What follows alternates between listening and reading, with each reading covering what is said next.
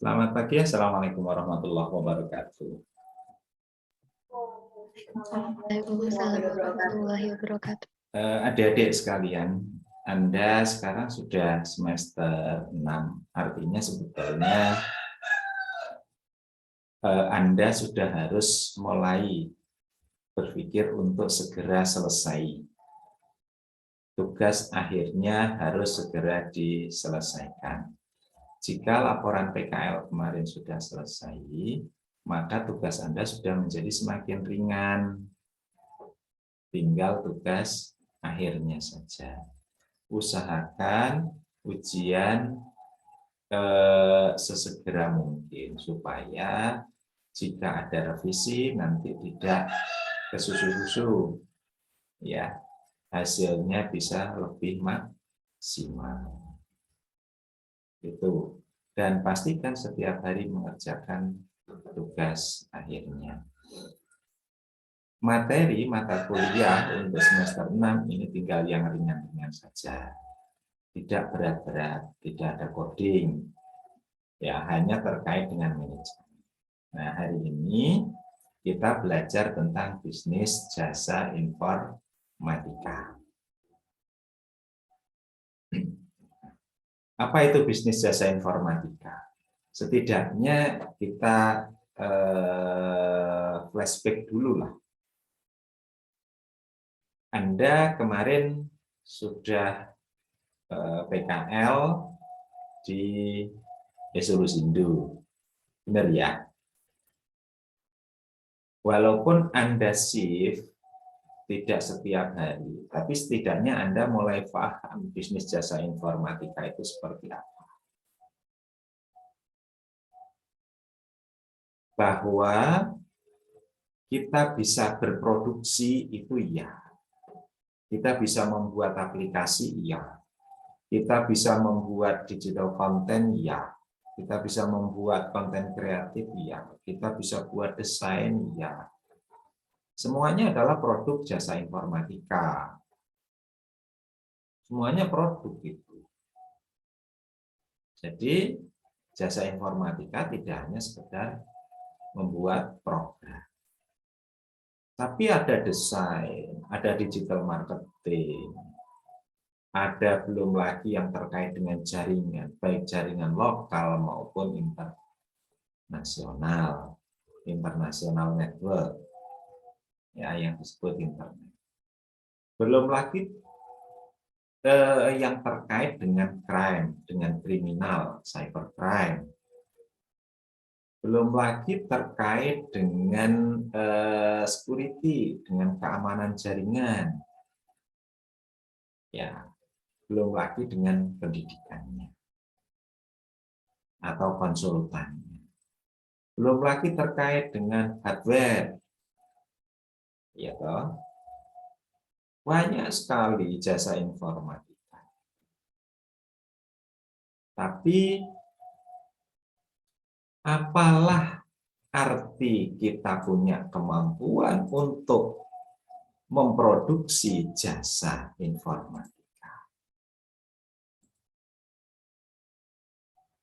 tetapi kita tidak bisa menjualnya.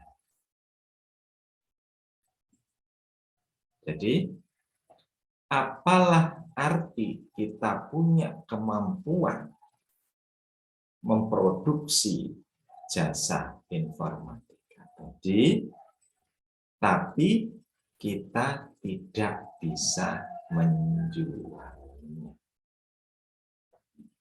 Makanya Anda harus mulai mengasah kemampuan bagaimana bisa menjual jasa informatika. Ada banyak orang yang pandai memprogram, membuat program, tapi dia tidak bisa menjual. Maka berkolaborasilah dengan rekan-rekan, teman-teman, atau orang lain yang bisa menjualnya. Jangan menganggap diri kita bisa semuanya. Seperti halnya Pak Eli. Pak Eli tidak bisa semuanya. Walaupun Pak Eli belajar banyak, tapi tidak mahir di semua bidang. Maka Pak Eli harus dibantu oleh orang lain. Pak Eli harus berkolaborasi dengan orang. Ada yang buat mock-up, ada yang buat program, ada yang buat desain, ada yang buat ikon-ikon, ya, ada yang buat flyer. Nah, banyak hal yang yang harus betul-betul kita pelajari, kita pahami. Jangan hanya karena kita bisa membuat aplikasi satu, terus kita merasa jumawa, kita merasa aku lo iso. Oke, bisa membuat program, tapi percuma jika tidak laku dijual. Itu. Nah, maka kemarin banyak hal yang sebetulnya bisa Anda ambil hikmahnya pada saat PKL. Bagaimana Anda diminta untuk subscribe, bagaimana Anda diminta untuk lihat video di YouTube. Itu juga salah satu dari bisnis jasa informatika, karena di dalamnya ada banyak sekali teknik informatika di sana. Ya toh, bagaimana menyampaikan pesan kepada orang lain, bagaimana mengedit video, bagaimana membuat caption, bagaimana melihat kalimat kata yang sedang tren agar video kita mudah dicari orang. Jadi tidak hanya sekedar kita upload video, banyak sekali ilmu yang bisa kita pelajari di sana. Itu, ya. Anda harus sadari betul bahwa ilmu Anda belum seberapa jika digunakan di dunia industri. Ini bukan dalam arti Pak Eli mengecilkan arti Anda saat ini sampai dengan saat ini, tidak. Tapi agar kita tahu bahwa dunia itu sangat luas. Maka jangan berhenti belajar. Ingat, maka jangan berhenti belajar. Lakukan terus-menerus, beradaptasi terus-menerus terhadap perubahan-perubahan zaman.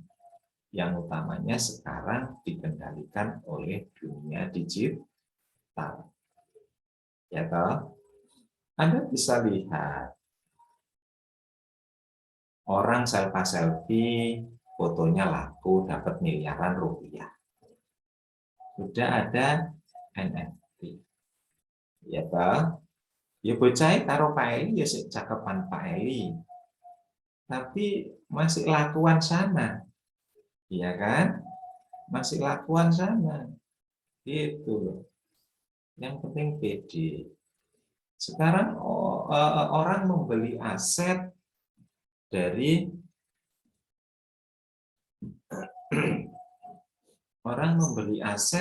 digital. Seperti halnya membeli aset itu kan membeli rumah, membeli tanah. Kalau kita membeli rumah, membeli tanah, itu kan jelas ada sertifikat, ada bentuk fisiknya. Sekarang orang berinvestasi membeli aset tanpa bentuk, ya kan? Ya, bentuk digital itu kan artinya untouchable, gitu ya. Ada di cloud, ada di awang-awang kita, ada di angan-angan kita. Siapa tahu besok naik harganya. Siapa tahu besok naik harganya. Kan tergantung bandarnya mau naikkan atau tidak. Belum lagi banyak sekali penipuan-penipuan yang terjadi. Dan sekarang contoh kasus yang lagi melejit ada binomo. Ya, coba Anda cek nanti. Ada banyak sekali. Bahkan yang lagi tren sekarang buat emak-emak nih, ada yang ratusan juta amblas karena minyak goreng, gitu ya. Itu kan juga ya aneh-aneh lah dunia sekarang itu. Orang lagi apa namanya kesulitan minyak goreng, banyak sekali orang yang berjualan minyak goreng secara online, ya kan, grup-grup kan aneh juga tuh, gitu. Ada yang memanfaatkan. Nah, Anda apalagi kelas internasional nih harus pandai-pandai melihat peluang. Kita harus bisa memetakan sebetulnya jasa informatika itu apa saja sih? Apakah programmer saja sih? Gitu ya. Oh ternyata tidak. Saya passionnya ada di mana toh? Apakah saya di video, di desain, di networking, atau di yang lain? Sehingga Anda nanti bisa menjual kemampuan Anda masing-masing. Itu yang menurut saya perlu Anda cermati, Anda pahami, sehingga setelah lulus nanti Anda paham bagaimana cara mencari uang, Anda paham bagaimana cara mencari uang. Nah, di bisnis jasa informatika ini SKS-nya itu SKS praktikum. Jadi Pak Eli ini punya kewenangan nyuruh Anda untuk praktek. Tidak hanya sekedar memberi teori. Teori ini didik ujungnya. Tapi Anda yang harus praktek. Prakteknya piye? Yo Anda harus bisa jualan. Anda harus bisa jualan bisnis jasa informatika. Anda harus bisa jualan. Gitu. Nah, kalau Anda bisa jualan itu, maka insya Allah nilai Anda jualan apa? Ya bisnis jasa informatika. Gitu. Pak, saya tidak punya aplikasi, saya tidak punya. Nah, tadi sudah saya sampaikan, bidang ilmu di informatika itu cukup. Anda tinggal pilih. Kalau Anda tidak punya produk untuk belajar penjualan, Anda bisa menjualkan produknya eSolusindo. Ada banyak produknya eSolusindo itu. Ada point of sales, ya, ada e-klinik, ada SIM-RS, ada presensi, ada e-suket, banyak sekali. Anda tinggal minta saja ke Mbak Gia terkait dengan flyernya dan bagaimana cara menjualnya. Ya, Anda bisa datang lagi ke eSolusindo untuk belajar penjualan. Untung Anda sedikit. Kalau yang reguler ini yang Pak Eli nanti agak bingung. Kalau disuruh ke eSolusindo belajar penjualannya, orangnya banyak sekali, kan nggak cukup. Tapi bisa komunikasi. Ya, komunikasi. Banyak yang bisa jika Anda punya produk sendiri dan nantinya Anda bisa menjual sendiri, wah, Pak Eli tidak banyak cincong dah, kasih A. Ya, Pak Eli tidak kasih cincong, kasih A. Enak kan? Karena praktikum, ya harus seperti itu. ada hasil prakteknya. Teori-teorinya nanti ada di manajemen proyek. Anda satu lagi apa namanya? Manajemen proyek SI ya? Ya, teori-teorinya ada di sana. Praktikumnya ada di Pak Eli, konsultasinya ada di Pak Eli. Gitu. Ya. Gitu. Nah, diingat-ingat bahwa jika kita menjual jasa informatika, jika kita menjual jasa, maka kepuasan pelanggan itu yang menjadi nomor satu. Puasnya pelanggan itu karena apa? Yang pertama, karena pelayanan kita. Ingat-ingat, bukan karena barang kita, karena pelayanan kita. Barang kita mungkin tidak sempurna, tapi karena pelayanan kita baik, maka orang itu senang kepada kita. Orang itu simpati terhadap kita. Orang itu menghargai kita. Sehingga pada saat ada error, ada yang kurang sempurna, mereka memaklumi. Apalagi jika mereka menyampaikan kepada kita dan kita memberikan services, pelayanan purna jual yang menyenangkan, yang menurut mereka bisa memberikan solusi. Ya, jangan misalnya kita menjual sebuah produk jasa, orangnya komplain kepada kita bilang, loh, kan sudah dilayani kemarin. Nah, kira-kira mangkel gak orang? Mangkel. Kalau mangkel, maka dia akan ngomong ke banyak orang. Jangan beli produk di orang tersebut. Itu. Ya. Nah, kalau sudah seperti itu, kita menjadi tidak laku lama-kelamaan. Lama-lama kita tidak laku. Itu. Nah, maka layani orang tersebut. Sekarang itu produk, kalau kita menjual produk apapun, baik jasa maupun barang, arahnya ke pelayanan. Pada saat kita dilayani dengan baik, maka orang tersebut akan kembali membeli lagi. Atau ngomong ke orang lain bahwa produk kita, pelayanan kita baik, bagus. Sehingga orang-orang yang kita layani tadi dengan baik dan mereka merasa puas, secara otomatis mereka menjadi marketing kita.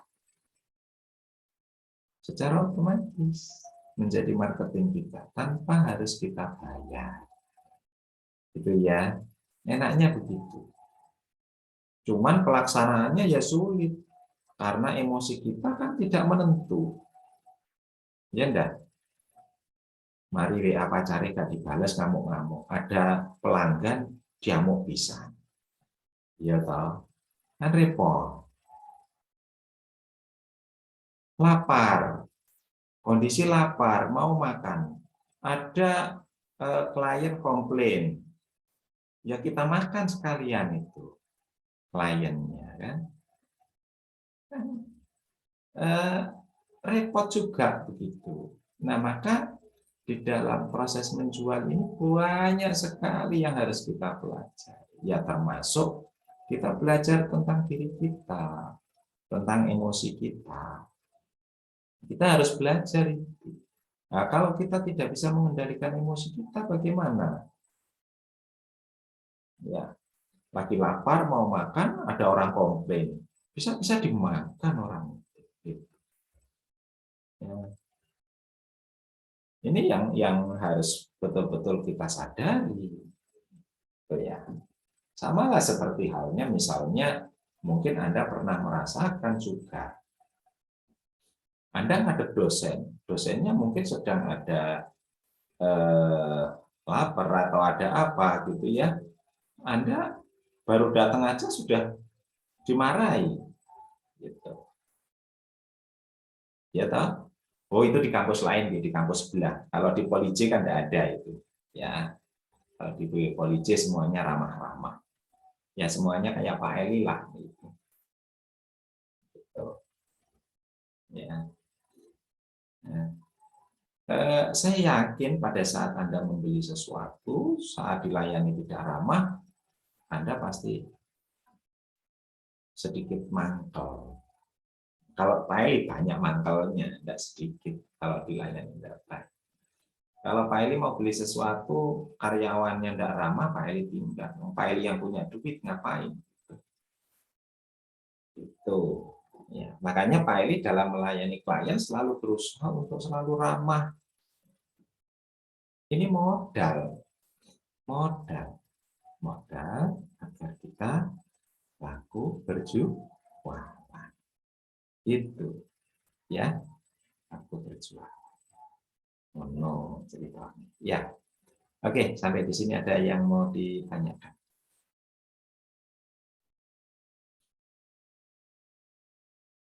Silahkan, Jalal. Terima kasih, Jalal, kalau tidak ada pertanyaan. Gede Mega, silahkan. Oh ya, terima kasih Gede Mega atas pertanyaannya. Oh, belum ya? Belum. Oke.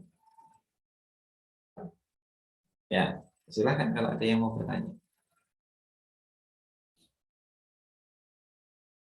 Daru mungkin? Belum ada, Pak Eli. Belum ada. Belum ada gini. Oke.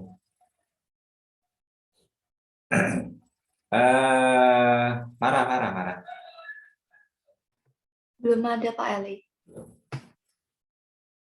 Apa ya, Fahmi? Dayat. Ini Fahmi.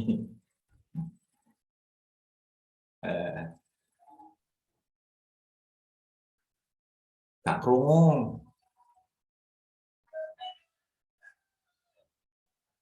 kerungu. Nggak dengar, nak sayang. Masih belum ada Pak Eli. Yang lain dengar? Nggak dengar juga, Pak Eli. Oh, sama berarti. Saya pikir telinganya Pak Eli saja. Ayo. Ya wes nulis kena Fahmi kalau enggak bisa. Tuh mikrofonnya mbuh iku. Piye iku. Ya wes. Sudah ya. Eli juga masih butuh istirahat. Kalian juga butuh istirahat, tapi hari ini praktikum.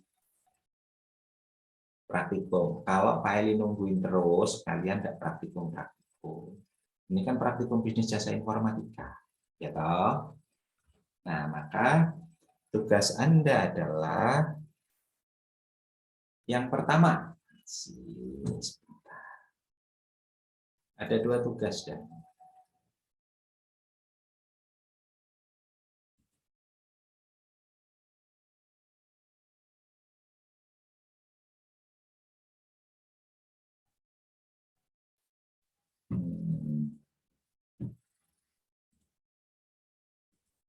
tugasnya saya share.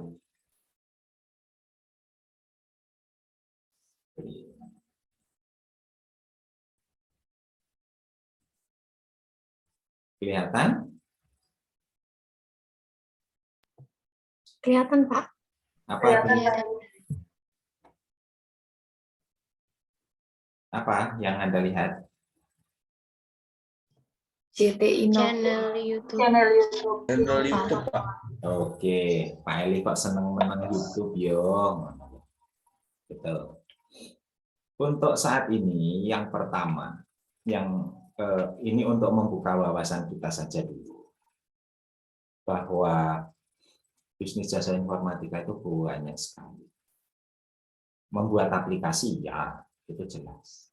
Tapi di sisi lain ada bagaimana kita membuat konten kreatif, membuat video, dan video tersebut bisa menghasilkan uang terus-menerus selama video tersebut ditonton orang. Siapa yang bisa bayar itu? YouTube. Uang di YouTube itu seperti tidak pernah ada habisnya. Seperti Anda lihat, di YouTube banyak sekali orang-orang kaya baru sekarang membuat berbagai macam konten. Bahkan konten saat ini yang menurut saya menarik adalah konten untuk anak-anak.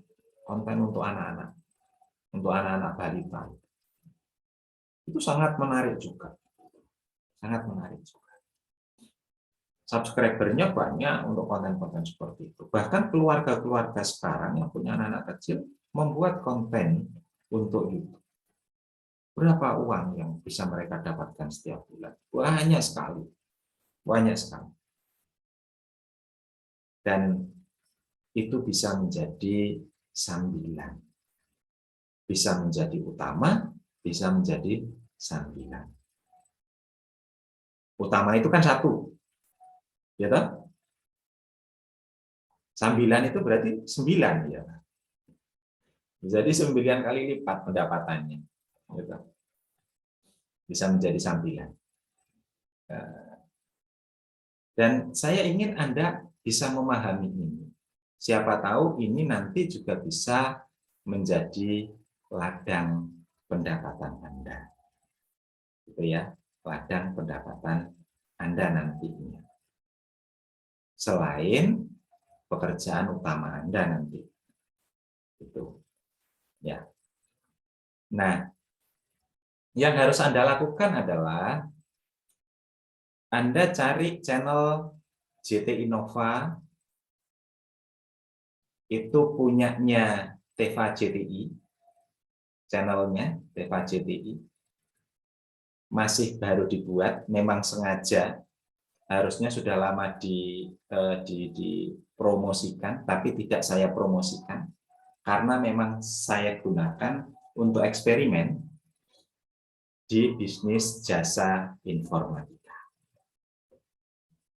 Itu. Yang pertama harus Anda lakukan adalah cari dan subscribe. Cari dan subscribe. Yang kedua, tonton video setiap muncul video dan buat resumenya. Dan buat resumenya. Resume itu yang setiap minggu nanti dikumpulkan ke saya. Itu untuk tahap awal, mungkin butuh 2-3 pertemuan. Ya, butuh 2-3 pertemuan. Karena di situ banyak ilmunya. Banyak ilmunya untuk menjadi YouTuber. Gitu.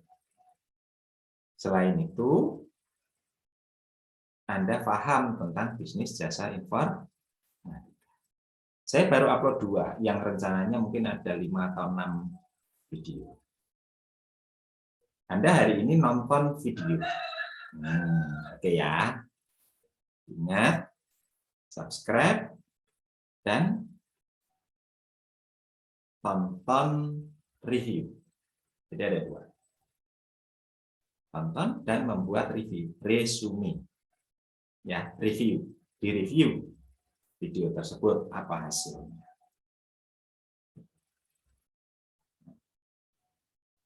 Saya pikir itu untuk pertemuan hari ini. Sekiranya ada pertanyaan, dipersilakan.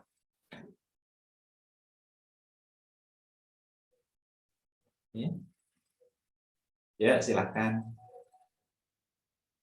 Nggak perlu Untuk mulu. tugasnya dikumpulkan melalui apa ya, Pak? Oh. Dikumpulkan via Google Drive aja ya, dibuat ke Google Drive ya. Nanti saya buatkan bisa. Jadi semuanya ngumpul di Google Drive. Tapi ojo ngopi-ngopian, ngopi-ngopian kan gitu. Ya, tonton. Nanti Pak Eli kelihatan kok nanti jumlahnya naik turunnya nanti. Ya. Itu ada lagi Lukman, Ali?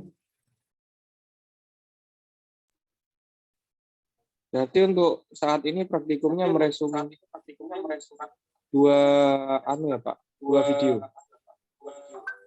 Iya, 2 video. Baik Pak. Ya. Tugasnya itu dulu. Sebelum nanti ke tugas-tugas atau penjualan-penjualan yang lain. Kita yang ringan-ringan dulu saja. Belajarnya pelan-pelan. Karena banyak yang harus kita pelajari di dalam bisnis jasa impor. Gitu. Oke, ada pertanyaan lagi?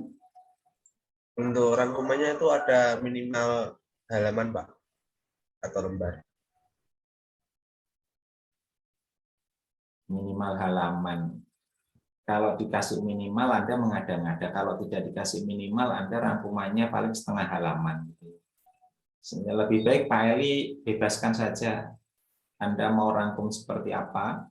1 halaman boleh. Kan Pak Eli menilai dari situnya. 1 halaman ya bisa jadi C, 2 halaman ya B, 3 halaman A gitu. Enggak. Ya, nanti dilihat kualitasnya. Gitu. Ya, ada lagi? Untuk deadline tugasnya sampai kapan ya, Pak? Apa? Untuk deadline tugas. Deadline tugas sampai terakhir berarti sekarang hari Senin, berarti hari Jumat ya. Seminggu aja. Ya. Oke. Ada lagi? Oke, kalau tidak ada, saya akhiri ya. Jangan lupa sarapan, minum vitamin, jaga kesehatan. Sekarang sepertinya lagi marak sekali orang sakit. Kemarin sudah dapat edaran ya di tempat kita BDR ya. Bekerja dari rumah. Semua. Itu. Makanya praktikumnya nggak jadi tatap muka, online lagi. Gitu. Kalau praktikum tatap muka lebih seru lagi. Oke lah, saya akhiri cukup sekian dulu. Semoga kita semua selalu mendapat lindungan dari Allah, selalu dapat keberkahan sehat buat kita sekalian. Dan semoga Anda sekalian tugas akhirnya segera selesai. Terima kasih banyak. Mohon maaf jika ada kesalahan. Assalamualaikum warahmatullahi wabarakatuh. Waalaikumsalam warahmatullahi wabarakatuh. Terima kasih Pak Eli. Sama-sama.